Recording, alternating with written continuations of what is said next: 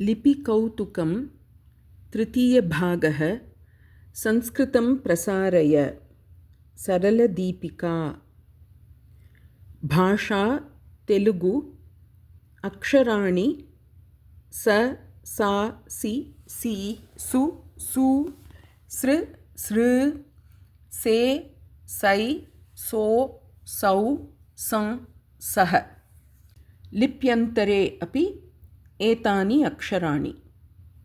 अस्मिन् भागे भारतदेशस्य कस्याश्चित् देवनागरी व्यतिरिक्तायाः लिप्याः ईषत् उपस्थापनं भविष्यति। चितया लिप्या किञ्चन पदं दर्शितं भवति, तदनु अस्मिन् भागे एतस्य पदस्य अक्षराणि यथा दर्शिते पदे लिखितं तथा यत्र कुत्रापि प्रयुक्तानि भवन्ति तदा तानि अक्षराणि चितायां लिप्याम् एव भवन्ति। भवद्भिः तत् स्मृत्वा साधुरूपेण पठनीयं भवेत्। अस्मिन् मासे अपि कस्यचित् व्यञ्जनस्य गुणितरूपाणि दर्शितानि सन्ति। उदाहरणार्थम् अकर्मकधातवः केचन।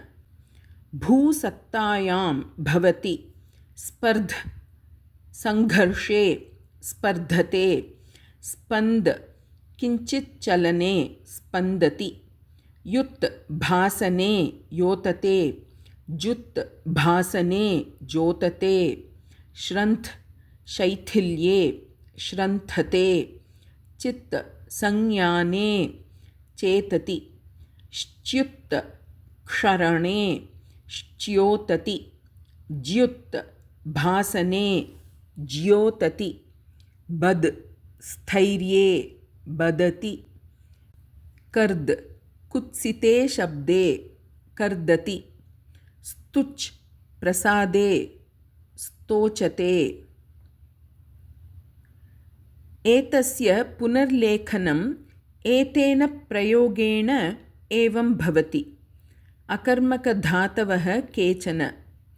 भूसत्तायां भवति स्पर्ध संघर्षे स्पर्धते, स्पन्द किञ्चित् चलने स्पन्दति, युत् भासने योतते, जुत् भासने जोतते, श्रन्थ शैथिल्ये श्रन्थते, चित् संज्ञाने चेतति, श्च्युत् क्षरणे श्च्योतति, ज्युत् भासने ज्योतति, बद् स्थैर्ये बदति, कर्द कुत्सिते शब्दे कर्दति, स्तुच् प्रसादे स्तोचते। केनापि लक्षणेन लोके पशवः मनुष्यः च इति जीविनः द्विधा विभज्याः इति पुरातनः मनुष्यः अवगतवान्। तत्रापि मनुष्यजन्म इतरजन्मभ्यः श्रेष्ठम् इत्यपि अवगतवान्। मनुष्यस्य पार्थक्यं स्वेच्छया कार्येषु प्रवर्तनम् इति मन्वादिमहात्मानः अवगतवन्तः। स्वेच्छायाः प्रकटने नियमाः आवश्यकाः इति मत्या धर्मस्य बोधनं कृतवन्तः। धर्ममार्गम् अवलम्ब्य ऐश्वर्यप्राप्त्यै मनुष्यसमूहः प्रयत्नम् अकरोत्।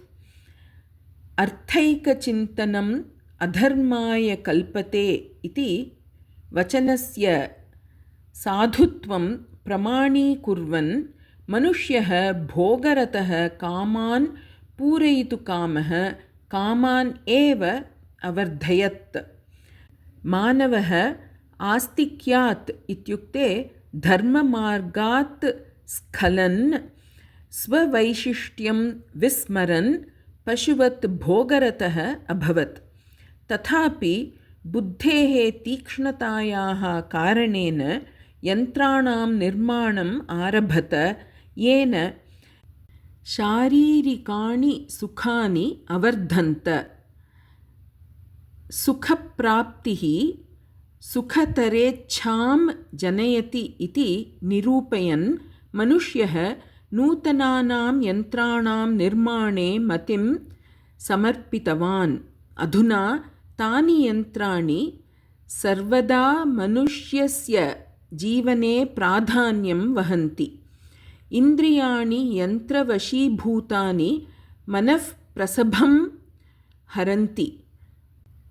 सामान्यजीवने सामान्यकार्याणां साधनाय अपि यन्त्राणि साधनभूतानि तिष्ठन्ति।